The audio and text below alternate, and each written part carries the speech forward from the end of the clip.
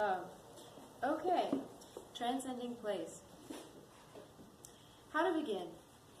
I discovered the term break boundary when reading Marshall McLuhan's influential book, Understanding Media, The Extensions of Man, 1964. Coined by Kenneth E. Boulding, who was a co-founder of the general systems theory, the term refers to the transformative point at which a system suddenly and irrevocably changes from its original state into something new. I often think about water, land, and sky in relation to this term, and about how photography is evolving as an art form and medium for self-expression. Given that technology allows us to manipulate the photographic image in drastic ways, at what point is a photograph no longer a photograph?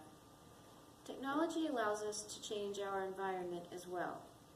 At what point will we have shifted the ecological balance of our waters, lands, soils, and atmosphere so much that we irrevocably affect significant change in climate and weather?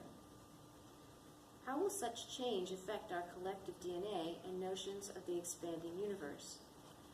Thoughts about these things inform the photographs that are present in this book. The book encompasses 2 photographic series, parts 1 and 2, in which I wanted to see how far I could push my photographs of water, land, and sky and still maintain a sense of the natural landscape. Together, the 2 series, each introduced by a poem, are meant to engender curiosity about the world and insight into one's relationship to it. In thinking about a title for this book, I realized that the term break boundary applies to both series.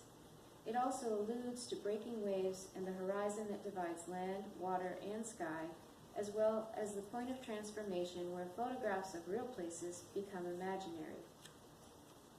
As an artist, I've long been interested in color and light, in creating images that reveal the relationship between environment and place, and the understanding of self.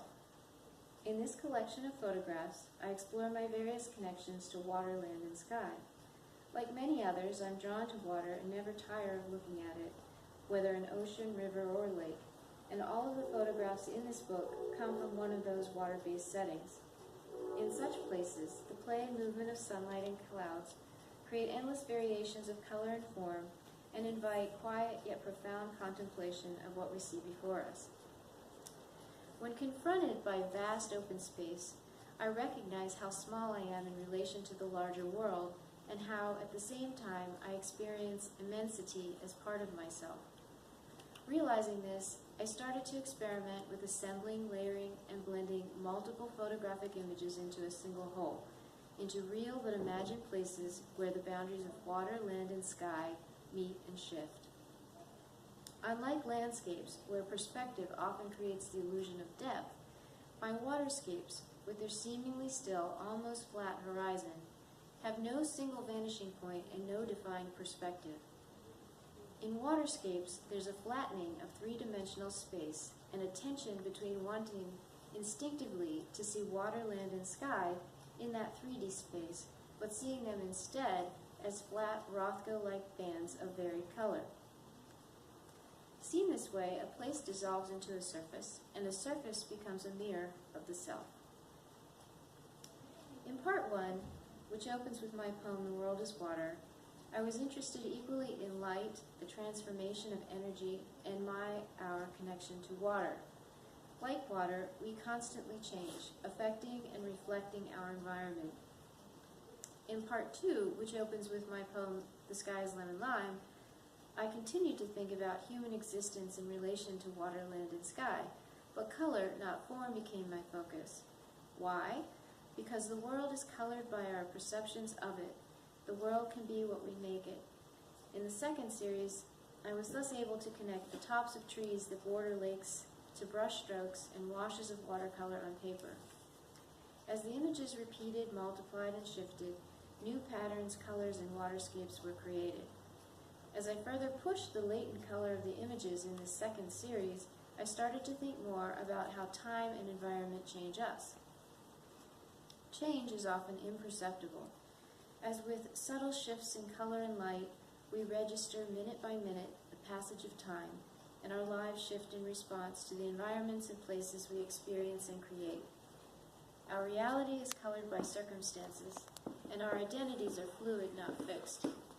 Whether one relates the self to the natural landscape or to the imagery of popular culture, to home or the imagined spaces and places of the internet, there's always reciprocity and exchange between internal and external worlds, between mind and body, between the real and the imagined.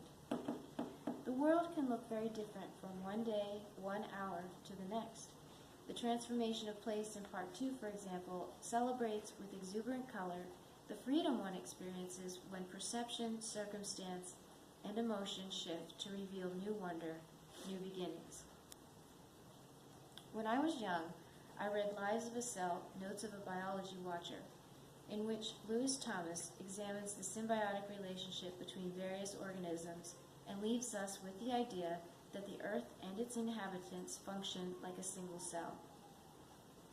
His way of thinking about the world and my way of thinking about my place in the world have never left me. Reality and imagination are interconnected, just as everyone's relationship to the environment and to each other is complex and interdependent. In making the photographs in Break Boundary, I found with each exploration of place that the world is not just what I see, but also what I think I see. Perhaps, as Gilles Deleuze suggests, there is no way to separate the imaginary and the real.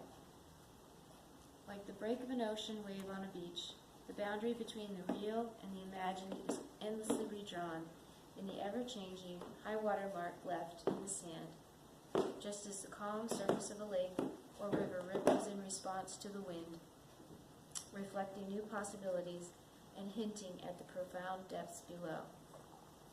And as Mark Rothko advised, pictures must be miraculous.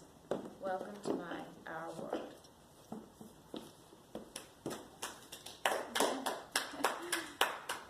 And you're over near DC, and there was a cab drive